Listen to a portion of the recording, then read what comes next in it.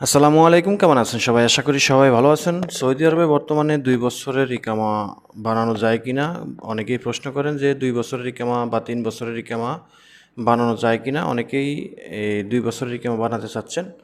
আবার অনেকে প্রশ্ন করেন যে কফিল যদি ২ বছরের ইকামা বানায় ২ বছর পরে কি ইকামা বানানো যাবে কিনা নাকি অটোমেটিক বানানো যাবে। এরকম ধরনের নানান প্রশ্ন অনেকে করে থাকে, তো তাদের জন্য আজকের এই ভিডিওটা। আশা করি ভিডিওটা শেষ পর্যন্ত দেখবেন। অবশ্যই শেয়ার করে দিবেন, চ্যানেলে নতুন হলে চ্যানেলটা সাবস্ক্রাইব করে রাখবেন। সৌদি আরবে ২ বছরের ইকামা বানানো যায়, ৫ বছরের ইকামাও বানানো যায়।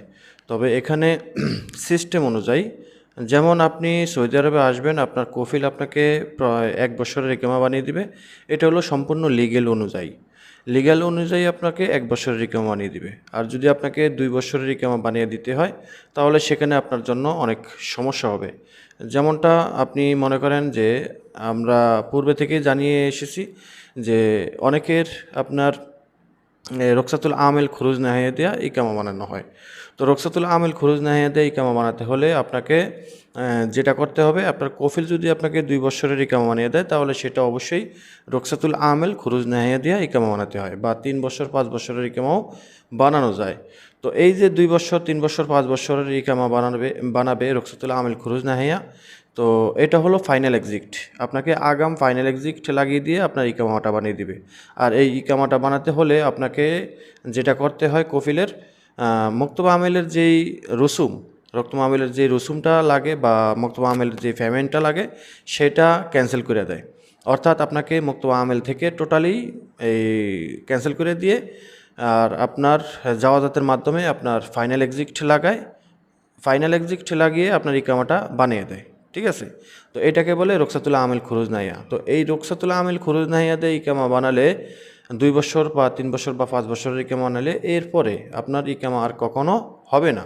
যারা আমাদেরকে জিজ্ঞাসা করেন যে ২ বছরের ইকামা বানালে কি পরবর্তীতে ইকামাটা রিনিউ করা যাবে, বা এটা কি অটোমেটিক হবে নাকি এই ম্যানুয়ালিভাবে করতে হবে। দেখেন, আপনার ২ বছরের ইকামা বানালে পরবর্তীতে এই ২ বছর শেষ হওয়ার পরে আপনার ইকামা হবে না।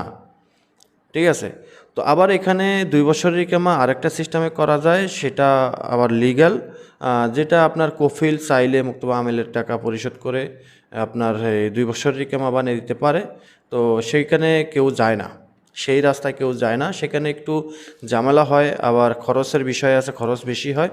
যার কারণে একমাত্র যারা ডোমেস্টিক ওয়ার্কার যারা আছে, হাউস ড্রাইভার, হাউসকিপার, অর্থাৎ আমিল মঞ্জিল, সাওয়াক খায়েস, এই ধরনের পেশাদারি যারা আছে তাদের ইকামা ২ বছর ৫ বছর ৩ বছর যতদিন লাগে ৬ বছরের ইকামাও বানানো যায়।